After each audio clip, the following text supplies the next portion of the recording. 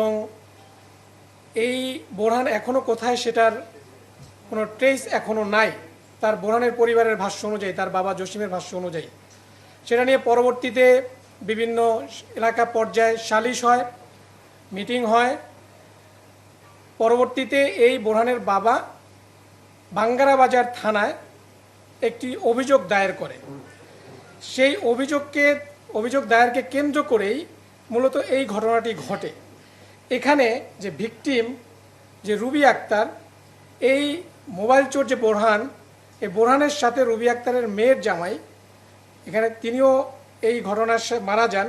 জোনাকি, এই জোনাকির হাজব্যান্ড মনির হোসেনের পার্শ্ববর্তী বাড়িতেই হলো এই বোরহানের ভিকটিমের মোবাইল চোরের বাড়ি।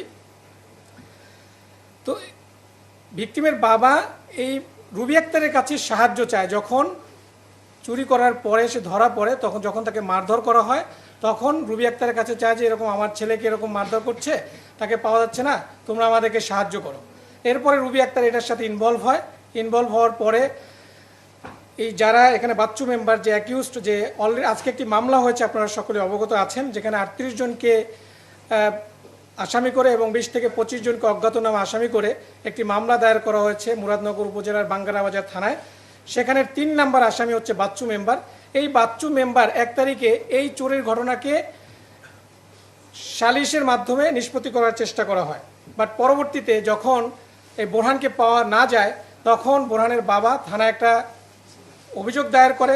কয়েকজন আমাদের এই মামলার 5 নম্বর আসামি রবিউল এবং তার সাথে আরও কয়েকজনকে, 4 জনকে অভিযুক্ত করে একটি অভিযোগ দায়ের করা হয়। এই অভিযোগটা দায়ের করার পরে মূলত যারা এই বাচ্চু মেম্বার এবং এই রবিউল, তার ফ্যামিলির একটা আক্রোশ ছিল যে কেন অভিযোগটা দায়ের করা হয়। পরবর্তীতে 2রা জুলাই এটা নিয়ে নিষ্পত্তি করার চেষ্টা করা হয়। এটা নিয়ে পারিবারিক গ্রাম পর্যায়ে একটা মিটিং করা হয়, সেখানেও এটা নিষ্পত্তি হয় না।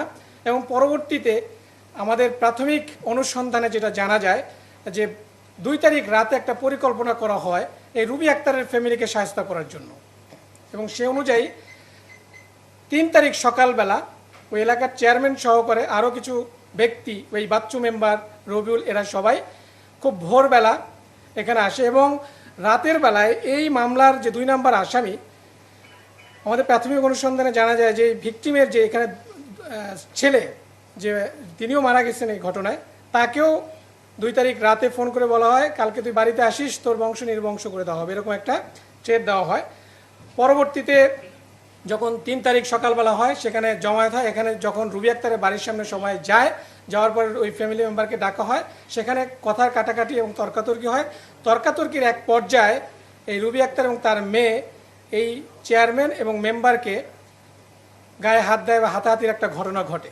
এবং সেখান থেকেই মূলত এই ন্যাক্কারজনক ঘটনা সৃষ্টি হয় এবং লোকজন অতর্কিত সবাই মিলে তাদের বাড়িতে হামলা করে একই পরিবারের 3 জনকে, যেখানে রোকসানা আক্তার রুবি, তার ছেলে রাসেল এবং তার মেয়ে জোনাকি, তাদেরকে নির্মমভাবে পিটিয়ে হত্যা করা হয় এবং তার বাড়ি ভাঙচুর করা হয়।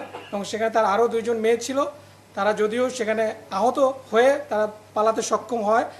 একজন এখনও হসপিটালে অ্যাডমিটেড আছে।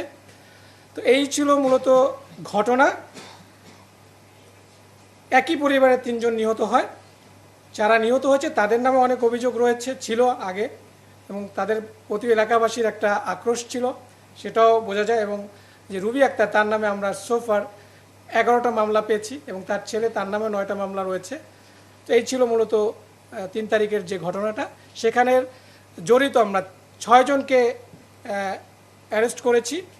এর মধ্যে যে মামলা, তার মামলার 3 নম্বর আসামি